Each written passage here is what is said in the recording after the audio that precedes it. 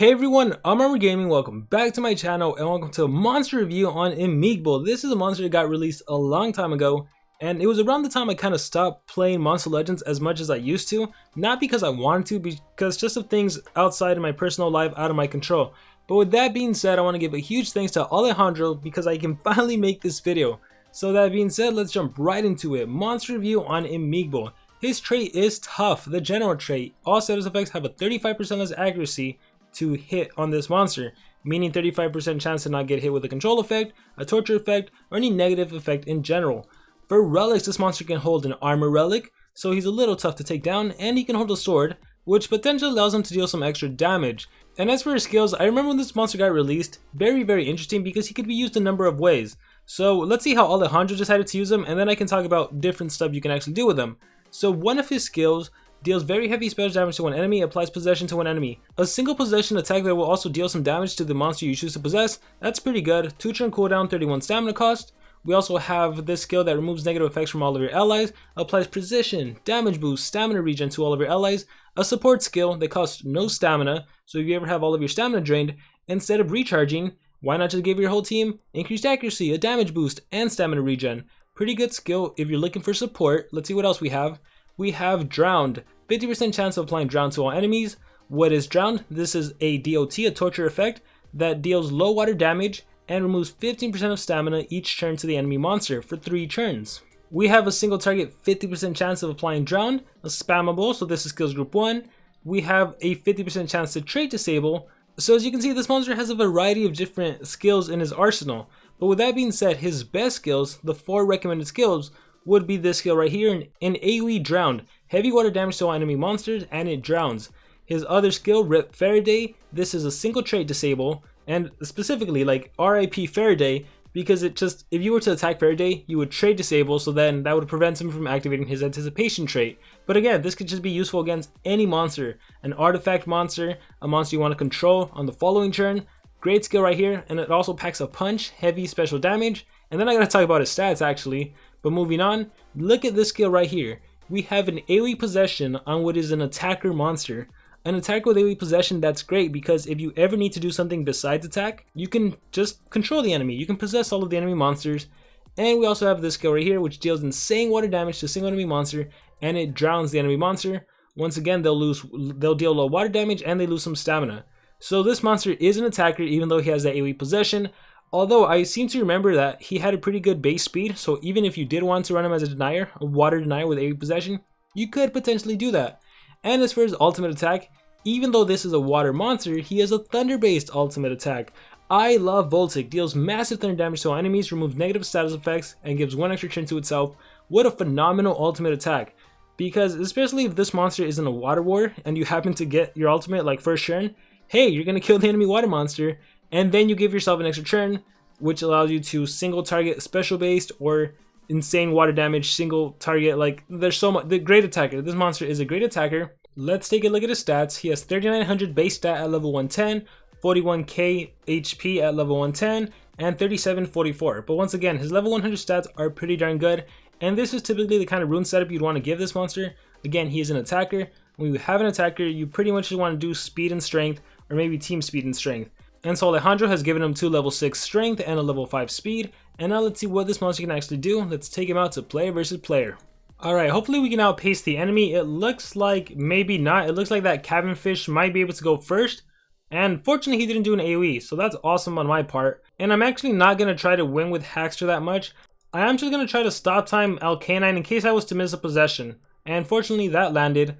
So let's do this. With Demise, I'm going to Strength from Beyond. So now I have double damage, and let's see how powerful that insane water damage single target attack is against an enemy Igurses. So let's just go through everything. My AoE Drown will deal 62k against Igurses. Rip Faraday will deal 49k against Igurses, killing the other 2 allies. The possession skill will deal 20k, my weaker skill. And my single target skill, 93k thanks to the double damage, thanks to that elemental advantage. And I would apply Drowned.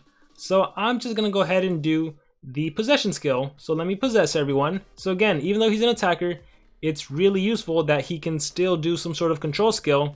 And look, now that Igursis attacks his own team, also thanks to the relic that Alejandro gave my iMigbo, well, let's see, the Soul Shattering Sword, If the target is possessed, I was able to drain some stamina. So aside from being able to AoE control with possession, Alejandro made it so he can also do some stamina drain on top of that. That is pretty darn awesome. Let's go ahead and trade disable. So now he can actually be stunned and frozen. And let's utilize my stun. So see that Rip Faraday skill? It is a great skill to use. And the reason I decided to stun him and not do Black Hat is because I don't want him doing Vesuvius or something like that, maybe doing his shield skill. Let's give a little damage boost to my allies. And now let's try doing that water-based attack again. That insane water-based attack, 70k, and I apply drowned.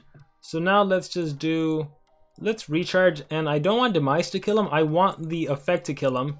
So we'll do Unlight Corrupts, and maybe I'll apply some other DOT. Oh look, rebooted, and drowned, 20k. Oh wow, how much does drowned actually do? That is not low water damage, that was a lot of HP. Alright, let's see how this next battle goes. It looks like it's going to be a pretty easy win. The enemy has some really strange rune setups. Lots of life runes. Let's do Black Hats, so everyone just gets hacked. Strength from Beyond, and this time we'll start off with the AoE Drowned. And let's see how well that does. Strength from Beyond, let's go ×2 speed. Armor of Duty activates. Oh look, I actually got my ult. So you know what, let's just do my ult. So it's a single target. Let's go after the tankiest monster. So Cryoton. And look, it's a direct copy of Voltic. It is exactly Voltic's ult. Oh, it is an AoE. Wow, powerful. And again, I gave myself an extra turn, which means I can do AoE Drowned. Oh, that's a cool skill. And then I also drained some stamina. Ooh, Uriel's Essence, he's back from the dead. Drowned kills Crowdson. Global Gloom. I got immobilized. I can do the Light Within, give myself a little damage boost. And then I'll finish him off with Rip Faraday. What a powerful attacker. I'm having a lot of fun with iMigbo. I'm having a lot of fun. Let's just recharge. Let's do Strength from Beyond, and this time we'll rely on the control skill on the AoE possession. Hopefully it lands on Barackor.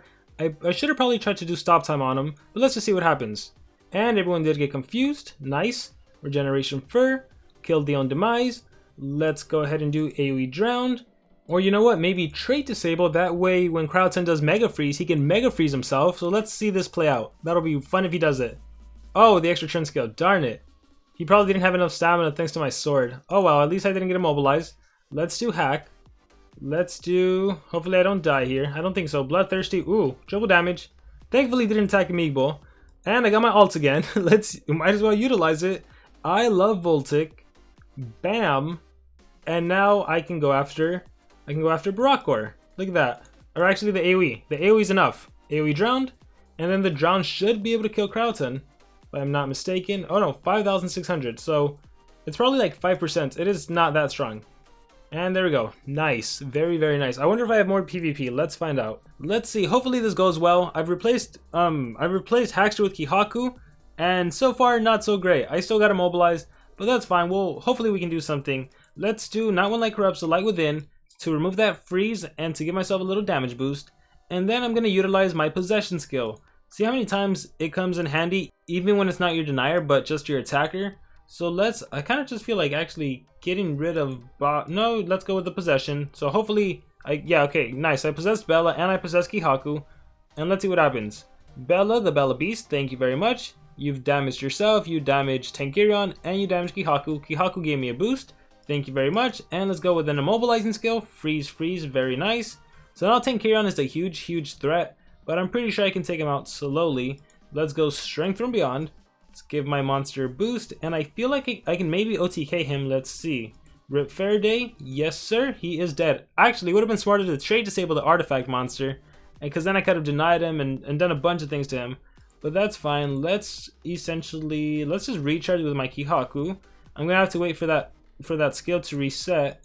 In the meantime, I mean, I can't really do anything. I'll just do my DOT, which again doesn't really do anything. Draining Light, sure, let's just keep that life regen on me. Fortunately, he's slow. Let's just recharge. And I got immobilized, which is completely fine. I don't even care. Recharge. It's going to be a lot of recharging until I can do Rip Faraday. And I believe it's the next skill, so I'm going to recharge. He recharged. Another recharge with me. Another recharge, and here it is. Rip Faraday. Trait disabled. And now I can do so much. Let's go Strength from Beyond. Let's hit him hard with an insane water attack that actually kills him. 74k damage. There we go. Again, what a powerful monster. I think I have one more PvP, so let's get into that. Nope, that was actually it for PvP, but that's fine. I'm just gonna end off by showing them an adventure map, showing off all the different skills, just in case I missed one. I don't think I did, but let's just do it all. So that's my AoE drowned. I like that skill a lot. I should have probably started off with AoE possession. No, it's fine. I lose my allies. That's fine. And okay, there we go. Let's do the AoE possession. Applies possession to enemy monsters. Look at that. Everyone gets confused. Again, anytime an attacker has an AoE control skill, that is amazing. What more could you ask for? Let's recharge. And let's trade disable right here with Rip Faraday. It's a trade disable single target, heavy damage special based attack. And then as for your last and final skill, deals insane water damage and applies drowned. Overall, this is a really, really great water attacker. And so with that being said, that is going to conclude my monster review on iMigbo. Want to give a huge thanks once again to Alejandro for letting me use his account to make this video. And I want to hear from all of you guys. Were you actually able to get this monster? If you were able to get him, were you able to get enough cells to rank him up to rank 1, maybe rank 2, maybe even rank 3? And also, if you do have this monster, have you been able to utilize him? Do you like him a lot? Do you not like him that much? How do you think he compares to other water attackers? Or are you actually using him specifically for the possession skill? Whatever thoughts you guys may have on this monster, if you actually have him, whatever experience you have with this monster, please let me know in the comments below. Thank you all so much for watching the video and for supporting me, and I will see you all next time.